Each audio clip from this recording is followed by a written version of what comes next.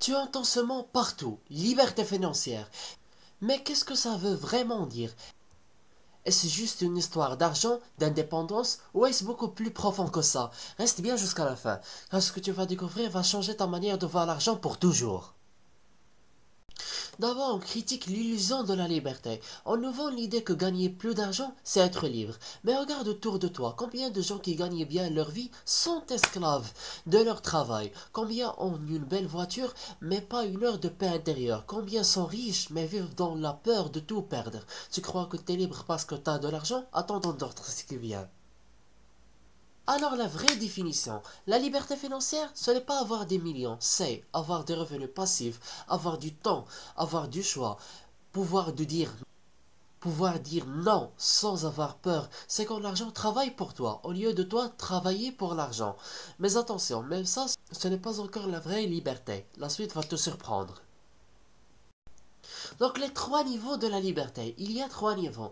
Le premier, la survie. Tu travailles pour manger, point. Le deuxième, c'est le confort. Tu gagnes plus, tu respires, mais tu es encore coincé. Le troisième, la liberté. Tu peux arrêter de travailler sans stress. Mais il y a un quatrième niveau dont personne ne parle. Ce niveau-là, il est invisible. Et pourtant, c'est le seul qui compte vraiment. Alors le vrai niveau de liberté intérieure. Tu peux être millionnaire et esclave de tes peurs. Tu peux être pauvre et libre comme l'air. Pourquoi? Parce que la liberté commence dans ta tête. Si tu n'as pas maîtrisé tes désirs, tes émotions, ton ego, etc., tu n'es jamais libre. Et devine quoi? La majorité des gens n'y arriveront jamais, sauf s'ils comprennent ce point suivant. Et ce point, c'est les ennemis de la liberté. Tu veux être libre?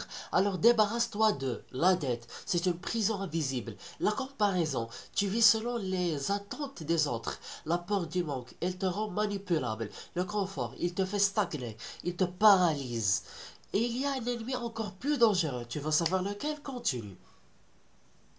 Alors l'ennemi ultime. Toi-même. Oui, c'est toi. Ton manque de discipline, tes excuses, tes croyances limitantes, ta paresse déguisée en je suis fatigué. Tu veux être libre? Apprends à te libérer de toi-même.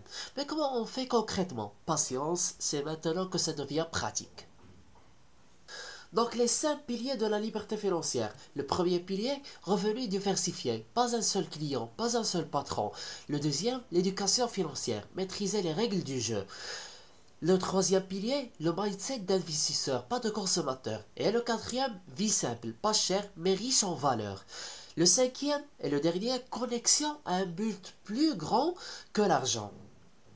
Et si tu crois que tu n'as pas encore les moyens, la dernière partie va t'exploser le cerveau. C'est que tu peux commencer avec 0 €. Oui, zéro. La liberté financière commence avec une décision, pas avec un compte en banque. Elle commence quand tu dis je refuse de vivre esclave. Et tu avances un pas à la fois. Tu lis, tu testes, tu rates, tu recommences. Tu veux un plan d'action? Je te le donne tout de suite. Alors le plan d'action concret. Premièrement, écris ton chiffre de liberté. Combien il te faut chaque mois. Deuxièmement, créer une première source de revenus passifs. Vente, affiliation, services automatisés, etc. Troisièmement, réinvestis dans ton savoir. Quatrièmement, réduis ton train de vie pour accélérer ta montée. Cinquièmement, entoure-toi de gens qui pensent liberté. Et si tu veux aller plus loin encore, la fin de cette vidéo est pour toi.